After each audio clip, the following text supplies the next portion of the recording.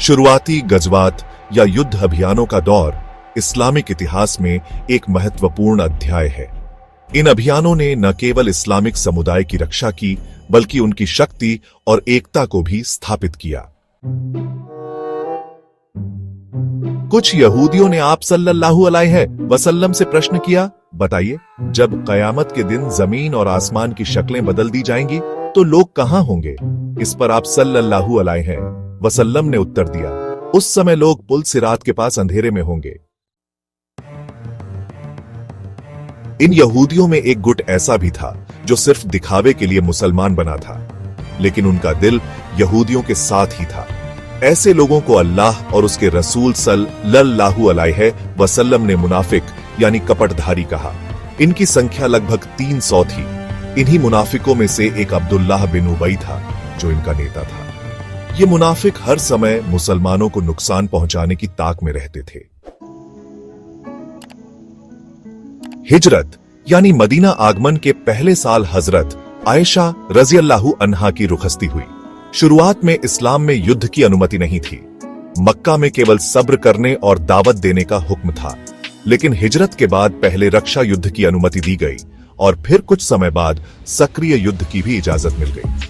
12 रबीउल अव्वल 2 हिजरी में पहली बार नबी करीम सल्लल्लाहु अलैहि वसल्लम जिहाद के लिए मदीना से निकले। आप सल्लल्लाहु अलैहि वसल्लम वदान के क्षेत्र में पहुंचे। इस गजवे में सिर्फ 70 मुहाजिर आपके साथ थे। यहाँ कबीला बनी दुमराह के सरदार से बिना युद्ध के संधि हो गई। ये इस्लाम का पहला गजवा था। इस गजवे में इस्लामी झंडा सफेद रंग का था, जो हजरत हमजा रज़ियल्लाहु अन्हु के हाथ में था। संधि के अनुसार बनी दुमराह मुसलमानों के खिलाफ नहीं आएंगे, और जब भी अल्लाह के रसूल सल्लल्लाहु अलैहि वसल्लम उन्हें बुलाएंगे, वे मदद के लिए आएंगे। गजवाए बवात यह 2 हिजरी में हुआ। इसमें इस्लामी सेना में 200 मुहाजिर थे। इस बार भी इस्लामी झंडा सफेद था। इस युद्ध का मकसद कुरैश के एक व्यापारिक काफिले को रोकना था, जिसका नेता उमैया बिन खलफ था। इस काफिले में 2500 ऊंट थे। जब आप सल्लल्लाहु अलैहि वसल्लम मदीना से निकले, तो मदीना का कार्यभार हजरत साद बिन मुआज रज़ियल्लाहु अन्हु को सौंप दिया। जब आप सल्लल्लाहु अलैहि वसल्लम बवात क्षेत्र पहुंचे, तो कुरैशी काफिला पहले ही निकल चुका था, इसलिए आप सल्लल्लाहु अलैहि वसल्लम बिना युद्ध के वापस लौट आए। गजवाए उशैरा यह जमादी उलूला 2 हिजरी में हुआ। इस बार भी एक कुरैशी व्यापारिक काफिले को रोकने का मकसद था, जिसमें 1000 ऊंट और 50,000 दीनार थे। इसका नेता अबू सुफियान था, जो बाद में इस्लाम कबूल कर लिया। इस बार आप सल्लल्लाहु अलैहि वसल्लम ने मदीना में हजरत अबू सलमा रज़ियल्लाहु अन्हु को कार्यभार सौंपा। इस्लामी सेना में 150 साथी थे और झंडा फिर सफेद था, जो हजरत हमजा रज़ियल्लाहु अन्हु के हाथ में था।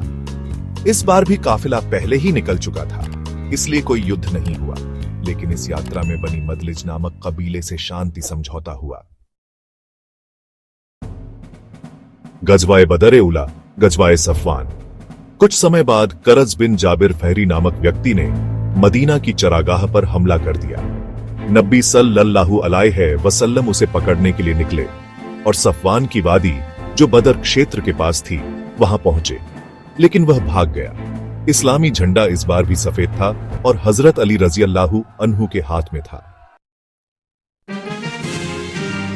क़िबले की तब्दीली बैतुल मुक़द्दस से काबा की तरफ। इसी साल 2 हिजरी में क़िबला बदला गया।